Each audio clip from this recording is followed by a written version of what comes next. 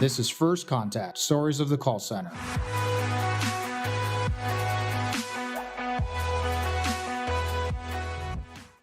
With that, let's talk a little bit about a future of work. You've mentioned this concept of work itself becoming very fluid. Can you kind of elaborate and give some better detail to our audience on that topic? Yeah. And this applies equally well, by the way, to work, what we think of as being in the office, right? In an enterprise, in a business setting. But it applies equally well to agents and supervisors in the contact center. They're employees too. Their work is being impacted in exactly the same way an office worker would be, or a frontline worker at a hotel or a restaurant, right? Or, or a healthcare worker in a hospital. Everyone has, a job to do, and they need to be able to communicate. They need to have tools to share information. And, that's what UCAS is all about, UC. But the idea of it being fluid, it comes back to what I said earlier with cloud is a kind of like, it makes everything as possible in the cloud now. And that's also translating into, a shift in the balance of power in the relationship between workers and management. And we're seeing this with the rise of the gig economy, right? And now the pandemic has just amplified this with all the work from home that we've kind of been forced to do. The relationship between employer and employee has really changed a lot, especially in traditional settings where you're used to working in an office.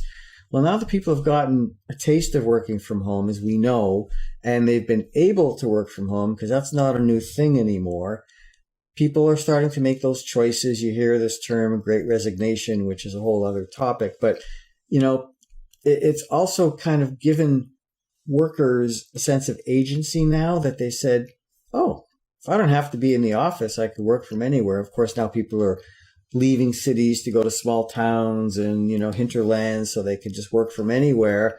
Pretty attractive concept. But that's where the fluidness comes in, is now, employees are no longer beholden to the employer like they used to be. And this is creating some very, I call them existential issues for both sides. Like, employers invest a lot in having office spaces. And if you're going to be downtown, that's expensive real estate to have. Yep. And if you're an employee, you say, well, I'm the one doing all the commuting. I'm the one working, almost 24/7 here. I don't have any family life. And you start to, both sides of these, decisions to make about, well, what do I really want? So that's the fluidness that it's kind of like a bipartisan thing now, where employees and employers both kind of have sets of needs that they have to somehow be balanced. And that's why we have this hybrid work thing happening, because it's allowing kind of each to kind of, have, the best of both worlds, so to speak.